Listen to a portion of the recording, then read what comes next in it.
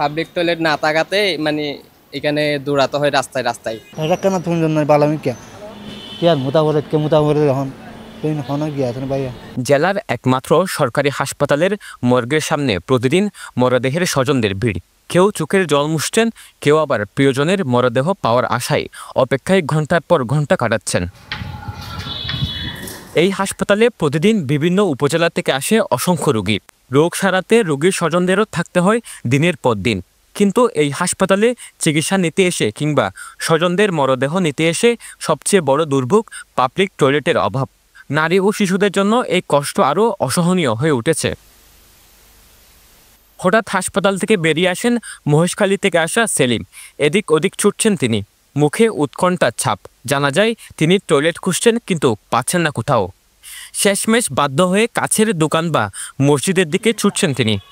আর পায়খানা করতে বাইরে ইয়া যায় কিন্তু টয়লেটের দেওয়ার মাঝে বাইরে মসজিদে হোটেল।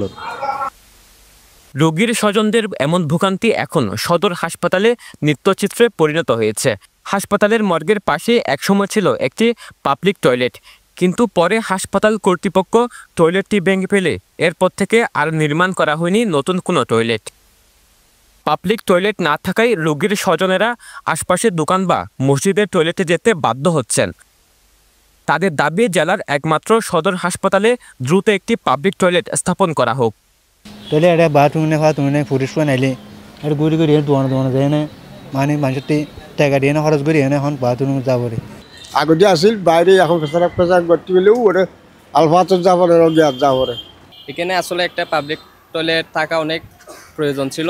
এখানে একটা মানে রুগী নিয়ে আসলে মনে করেন পাবলিক টয়লেট না থাকাতে মানে এখানে দৌড়াতে হয় রাস্তায় রাস্তায়।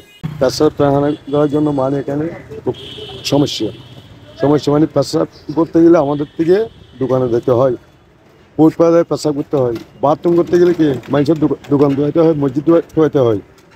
এখানে কোনো একটা ব্যবস্থা নেই, আমরা যাবো কোথায়?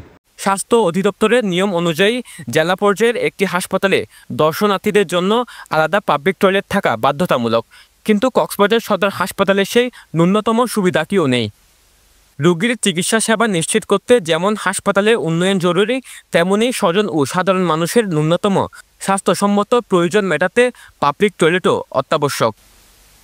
জনদুর্ভোগের এই চিত্র পরিবর্তনে দ্রুত পদক্ষেপ নেওয়া দাবি স্থানীয়দের।